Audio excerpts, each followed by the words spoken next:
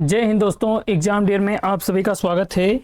दोस्तों, आज की क्लास में हम आपके लिए लेके आए हैं सामान्य ज्ञान के बहुत महत्वपूर्ण क्वेश्चन। तो देखते हैं अपना पहला क्वेश्चन क्या है। सिंधु घाटी सभ्यता का प्रमुख बंदरगाह कौन सा था? सिंधु घाटी सभ्यता का जो प्रमुख बंदरगाह था उसका नाम था लोथल। क्या नाम था उसका? लोथल नाम था उसका। तो ऑप्शन आपका ए सही हो जाएगा, लोथल बंदरगाह था। कहाँ पड़ता है ये? गुजरात में पड़ता है, साबर नदी के पास में। कहाँ पड़ता है? गुजरात में पड़ता है, ये वर्तमान गुजरात में पड़ता है। और साबरमती जो नदी ना होती है, साबरमती, जहाँ पे क्या हुआ था, साबरमती का तो नाम याद होना चाहिए। साबरमती नदी के किनारे नमक कानून तोड़ा गया था महात्मा गांधी के द्वारा।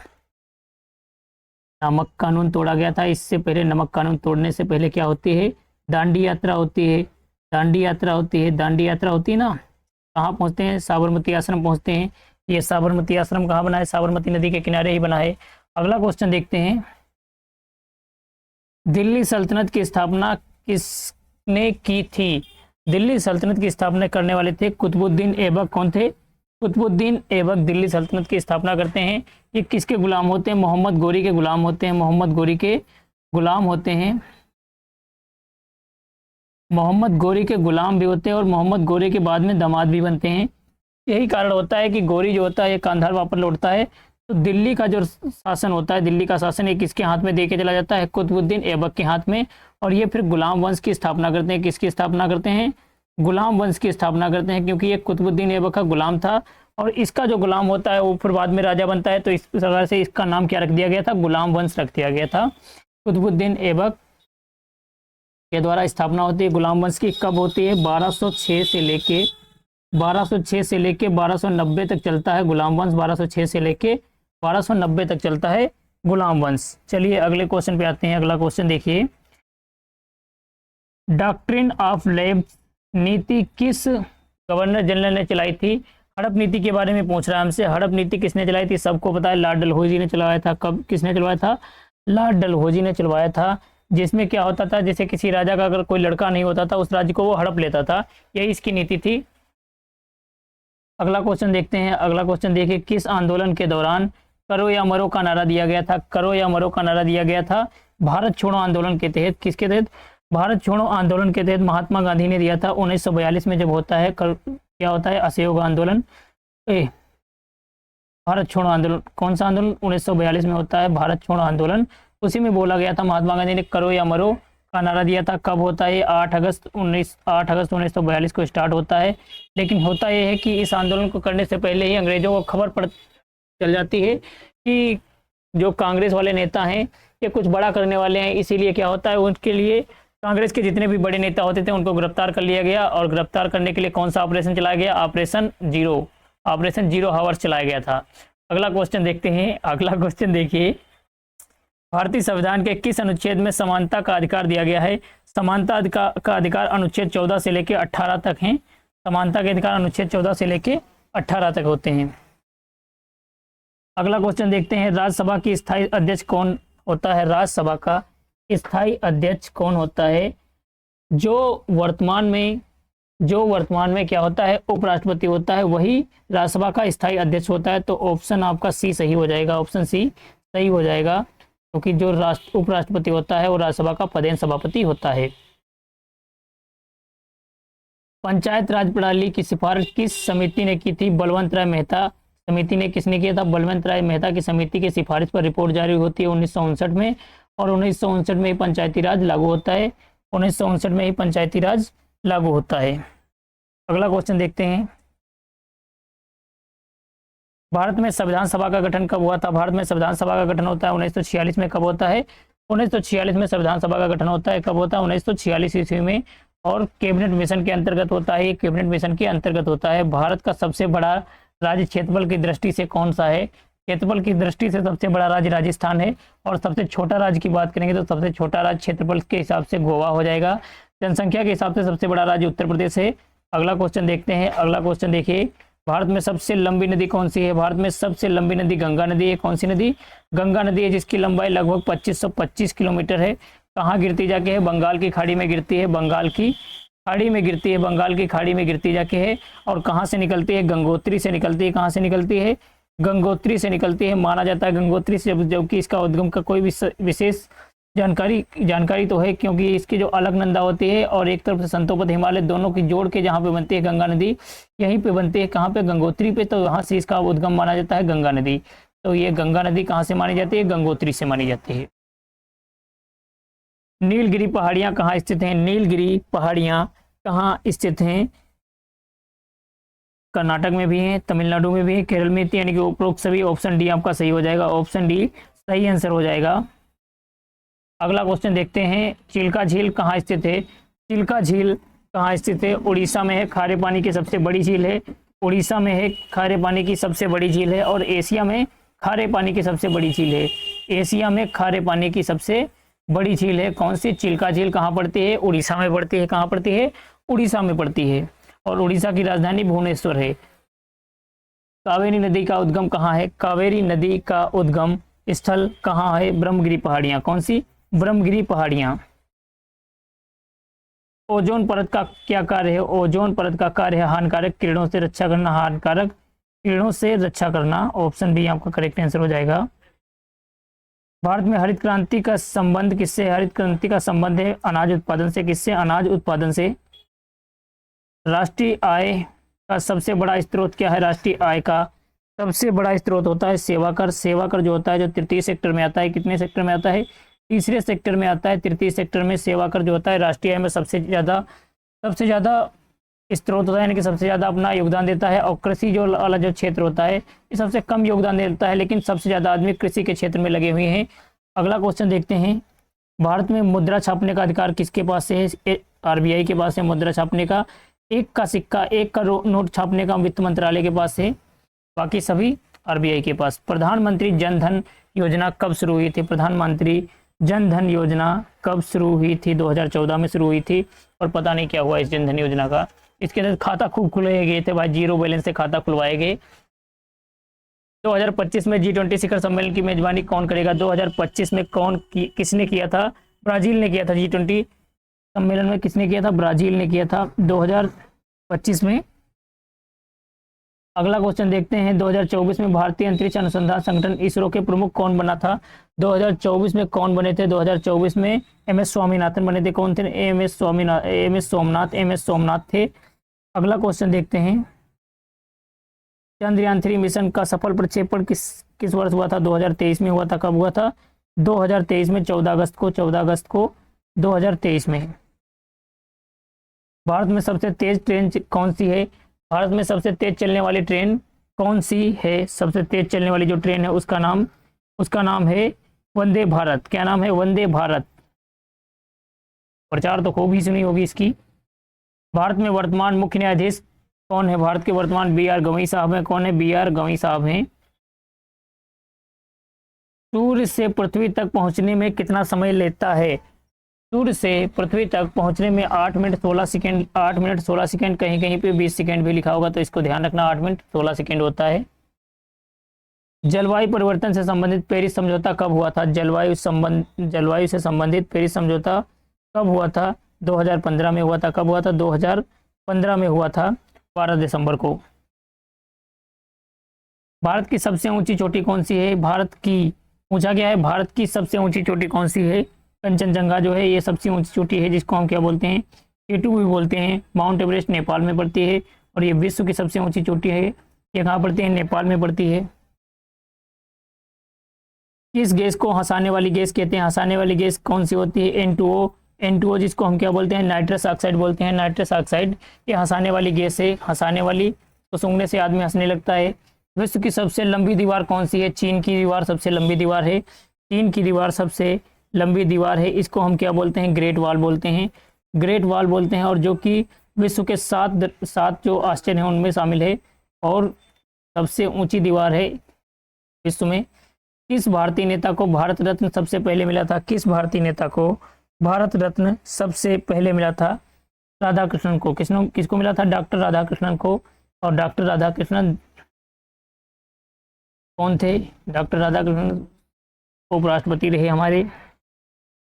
इनको भारत रत्न सबसे पहले मिलता है। कायांतरण शब्द किससे संबंधित है? कायांतरण शब्द किससे संबंधित है? चट्टानों के रूपांतरण से। चट्टानों के रूपांतरण से, क्योंकि ऊष्मा और दाब से ये चट्टानों का रूप चेंज होता रहता है। रक्त का थक्का जमने में कौन सा तत्व सहायक होता है? कौन सा तत्व सहायक होता है? रक्त के थक्का जमने में कैल्शियम तत्व होता है जो ये सहायक होता है। कौन सा? कैल्शियम। भूकंप का अध्ययन क्या कहलाता है? भूकंप का अध्ययन क्या कहलाता है? भूकंप विज्ञान, या फिर क्या बोलते हैं इसको? सिस्मोलॉजी कहते हैं। क्या बोलते हैं इसको? सिस्मोलॉजी बोलते हैं। प्रकाश संश्लेषण के लिए पौधे कौन सी गैस लेते हैं? प्रकाश संश्लेषण के लिए पौधे कौन सी गैस लेते हैं? Carbon dioxide. कौन सी? Carbon dioxide. किस भारतीय वैज्ञानिक को रेडियो का आविष्कार किया था? किस भारतीय वैज्ञानिक ने रेडियो का आविष्कार किया था? जगदीश चंद्र बसु ने। किसने? जगदीश चंद्र बोस ने किया था। रेडियो का आविष्कार किसने किया था? जगदीश चंद्र बोस ने रेडियो तरंगों पर इन्होंने काम किया था। अंतर्राष्ट्रीय योग दिवस 21 जून को मनाते हैं। कब मनाते हैं? 21 जून को मनाते हैं अंतर्राष्ट्रीय योग दिवस। कब से मनाना स्टार्ट हुआ? 2015 से। कब से मनाना शुरू हुआ? 2015 से। वेदों का अंत किसे कहा जाता है? वेदों का अंत किसे कहा जाता है? उपनिषदों को कहा जाता है वेदों का अंत। उपनिषदों को क्या कहा जाता है? वेदों का अंत या वेदांत बोलते हैं इसको। सबसे अधिक जनसंख्या वाला राज्य कौन सा है? सबसे अधिक जनसंख्या वाला उत्तर प्रदेश राज्य है। कौन सा? उत्तर प्रदेश राज्य है, जिसकी लगभग 25 करोड़ से ऊपर भी जनसंख्या हो गई है। भारतीय नौसेना दिवस कब मनाया जाता है? भारतीय नौसेना दिवस 4 दिसंबर को मनाया जाता है। कब मनाया जाता है? 4 दिसंबर को मनाया जाता है, क्योंकि 4 दिसंबर 1971 में बांग्लादेश में जो युद्ध हुआ था बांग्लादेश को बचाने के लिए पाकिस्तान से, उस समय हमारी नौसेना ने बहुत योगदान दिया था। इसीलिए हम तब से मनाते हैं क्या? विजय स्मृति के नाम पे क्या मनाते हैं? नौसेना दिवस मनाते हैं। और नौसेना प्रमुख कौन है वर्तमान में? नौसेना प्रमुख है दिनेश त्रिपाठी। कौन है वर्तमान में? दिनेश त्रिपाठी जी हैं नौसेना प्रमुख। मस्तिष्क का कौन सा भाग संतुलन नियंत्रित करता है? मस्तिष्क का कौन सा भाग संतुलित नियंत्रित करता है? सेरेबेलम। कौन करता है? सेरेबेलम करता है। शरीर का संतुलन एवं समन्वय का नियंत्रण। किस विटामिन की कमी से रतौंधी हो जाती है? विटामिन ए की कमी से रतौंधी हो जाती है। किसकी कमी से? विटामिन ए की कमी से रतौंधी हो जाती है, जिसमें क्या होता है? दिन में तो साफ साफ दिखेगा, लेकिन रात में नहीं दिखता है, अंधेरे में नहीं दिखता है। चंद्रगुप्त मौर्य के गुरु कौन थे? चाणक्य थे चंद्रगुप्त के गुरु, और यही थे इनके प्रधानाचार्य। कौन थे? प्रधानाचार्य नहीं, प्रधानमंत्री थे इनके। और चाणक्य ने कौन सी पुस्तक लिखी थी? अर्थशास्त्र लिखी थी। कौन सी पुस्तक लिखी थी? अर्थशास्त्र पुस्तक लिखी थी। और अर्थशास्त्र जो है, जिसका संबंध राजनीति से होता है, किससे संबंधित होता है? राजनीति से। ये मत सोचना अर्थशास्त्र है तो आय से होगा, आय से ना होके राजनीति से संबंध होता है इसका। कौन रचयिता थे इसके? चाणक्य थे। प्लास्टिक मनी किसे कहा जाता है? प्लास्टिक मनी किसे कहा जाता है? तो प्लास्टिक मनी कहा जाता है किसको? क्रेडिट कार्ड या डेबिट कार्ड को। किसको कहा जाता है? क्रेडिट कार्ड या डेबिट कार्ड को कहा जाता है। आरटीआई एक्ट किस वर्ष लागू हुआ था? आरटीआई एक्ट किस वर्ष लागू हुआ था? 2005 में लागू हुआ था। कब? 2005 में। विश्व का सबसे बड़ा महाद्वीप कौन सा है? विश्व का सबसे बड़ा महाद्वीप एशिया महाद्वीप है, जिसमें लगभग 54 देश आते हैं।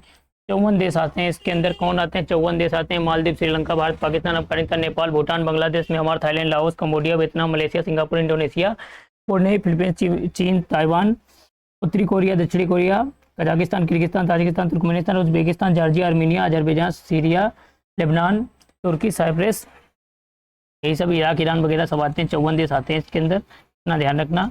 धातु का राजा किसे कहा जाता है? धातु का राजा किसे कहा जाता है? सोना को कहा जाता है धातु का राजा। किसको कहा जाता है? सोना को कहा जाता है धातु का राजा कहा जाता है। भारत का सबसे पहला परमाणु परीक्षण कहाँ हुआ था? भारत का पहला परमाणु परीक्षण कहाँ हुआ था? तो पहला परमाणु परीक्षण पोखरण में होता है। कब होता है? कब होता है पोखरण में? 1974 में। 1974 में इस्माइल बुद्धा नाम का था, जो कि असफल हो जाता है, एक हिसाब से असफल हो जाता है। इंदिरा गांधी जी की सरकार में होती है। वेद कितने हैं? वेद होते हैं 4। कितने होते हैं? 4 वेद होते हैं। ऋग्वेद, यजुर्वेद, सामवेद और अथर्ववेद। ऋग्वेद, यजुर्वेद, सामवेद और अथर्ववेद, जिसमें से अथर्ववेद को छोड़ के बाकी 3 जो वेद बचते हैं, ऋग्वेद, यजुर्वेद, सामवेद, को क्या बोलते हैं? वेदत्रयी बोलते हैं। क्या बोलते हैं उनको? वेदत्रयी बोलते हैं, क्योंकि ये बाद में इसकी रचना होती है अथर्ववेद की, इसीलिए इसको वेदत्रयी से बाहर रखा गया है। रक्त में श्वेत कणिकाओं का कार्य क्या होता है? रक्त में श्वेत कणिकाओं का कार्य होता है संक्रमण से रक्षा करना। किससे? संक्रमण से रक्षा करना। भारत में राष्ट्रपति की न्यूनतम आयु 35 वर्ष होनी चाहिए। कितनी होना चाहिए? 35 वर्ष होना चाहिए। किसने सत्यमेव जयते का वाक्य अपनाया था?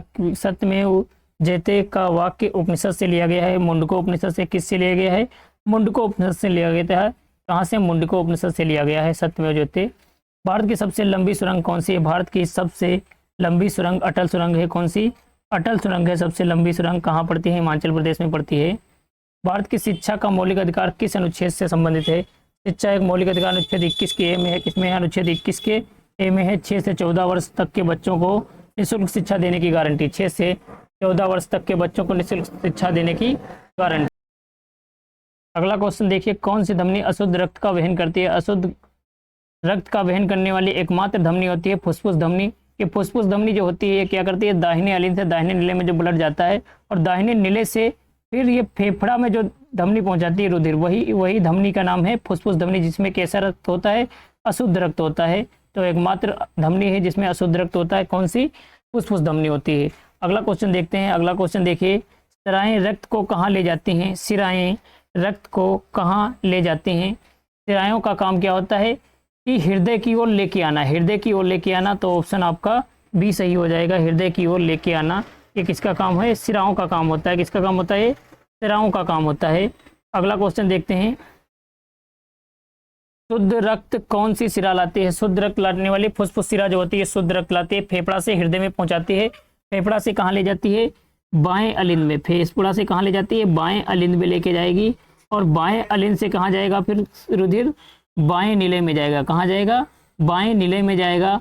और बाएं नीले जो होता है ये पंप कर देता है पूरे शरीर में महाधमनी के माध्यम से। महाधमनी, धमनी, छोटी धमनी, केशिका, इस माध्यम से तो ऐसे ब्लड पहुंचता है फुसफुस सिरा से। कहाँ पहुंचता है? बाएं अलिंद में। और इसमें शुद्ध रुधिर होता है। शुद्ध रुधिर मतलब ऑक्सीजन युक्त रुधिर होता है, उसको शुद्ध रुधिर बोलते हैं। अगला क्वेश्चन देखते हैं, हृदय के रक्त पहुंचाने वाली नलियां कौन सी होती हैं? हृदय को रक्त पहुंचाने वाली, हृदय को जो रक्त पहुंचाते हैं उनको कोरोनरी धमनियां कहते हैं। क्या बोलते हैं? कोरोनरी धमनियां बोलते हैं। क्या इनको बोलते हैं? कोरोनरी धमनियां बोलते हैं। हृदय की धड़कन को नियंत्रित करने वाला अंग कौन सा है? कौन सा अंग होता है हृदय की धड़कन को नियंत्रित करने वाला? एसए नोड होता है। कौन सा? एसए नोड होता है, जिसको हम पेसमेकर बोलते हैं। सतपुड़ा पर्वत कहाँ स्थित है? सतपुड़ा पर्वत मध्य प्रदेश में है। कहाँ है?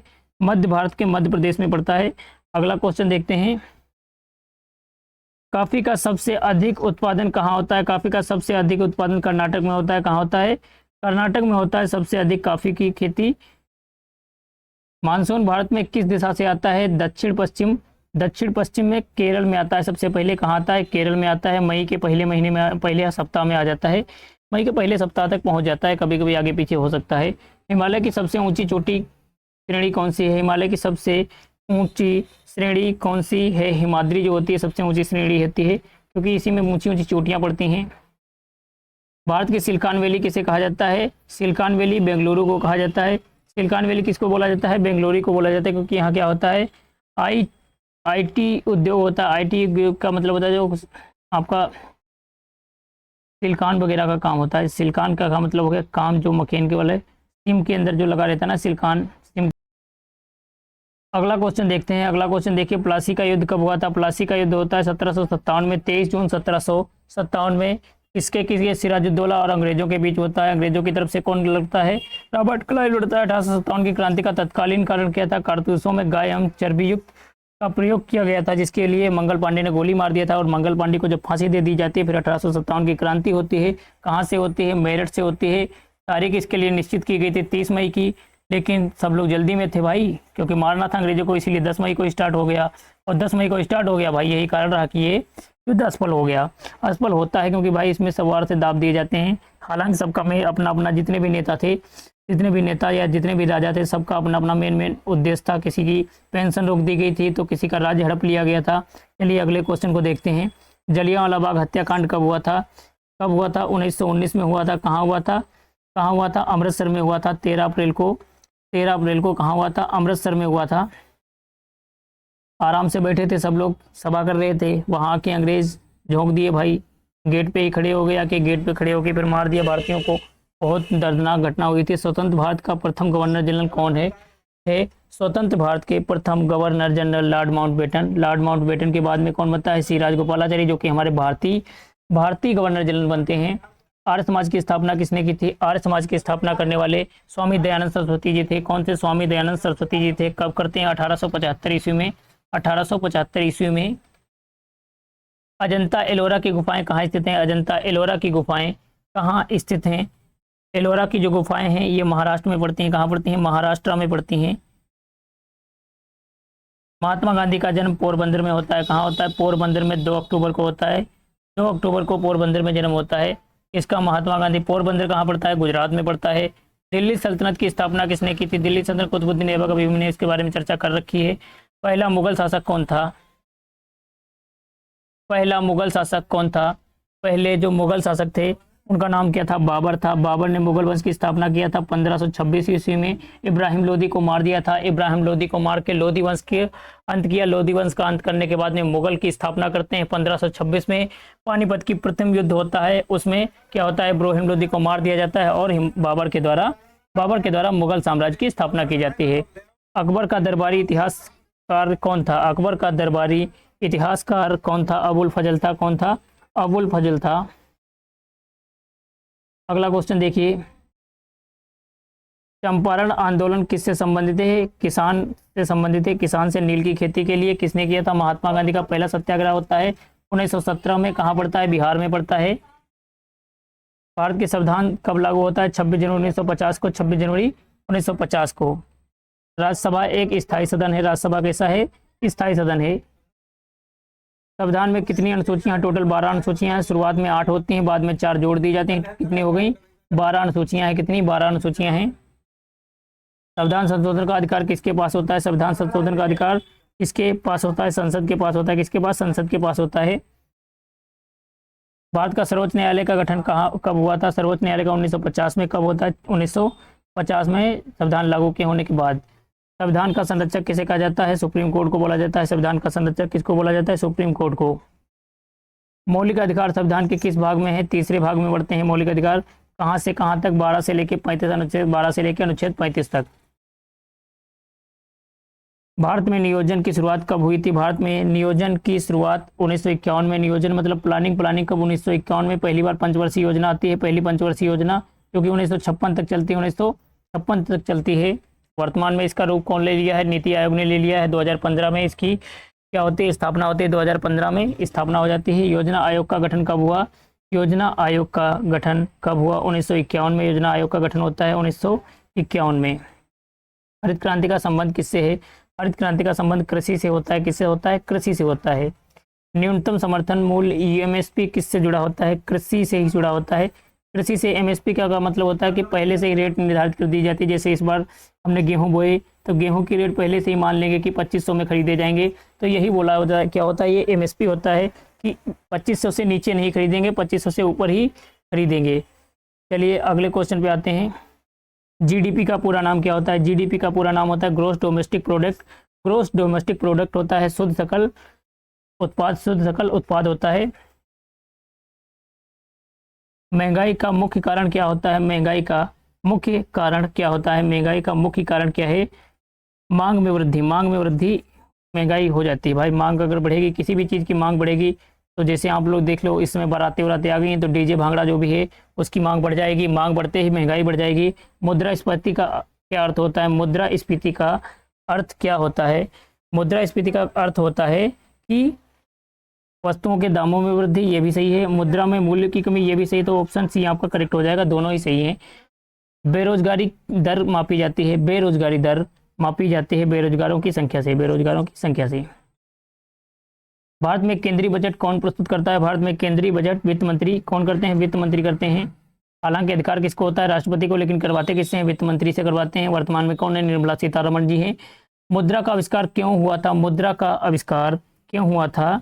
वस्तु विनिमय की कठिनाई को दूर करने के लिए। विनिमय मतलब बेचने खरीदने के लिए कुछ ना कुछ तो चाहिए था। सेवा क्षेत्र में शामिल नहीं है। सेवा क्षेत्र में शामिल नहीं है। कौन चीज़ नहीं शामिल है? कृषि जो होता है सेवा क्षेत्र में शामिल नहीं है। बैंक जमा पर दिया जाने वाला ब्याज क्या कहलाता है? बैंक जमा पर दिया जाने वाला दर क्या कहलाता है? जमा ब्याज। क्या कहलाता है? जमा ब्याज। दोस्तों वीडियो यहीं पे समाप्त होता है। अच्छा लगा हो तो लाइक करो, दोस्तों के पास शेयर करो। मिलेंगे कल की क्लास में। धन्यवाद।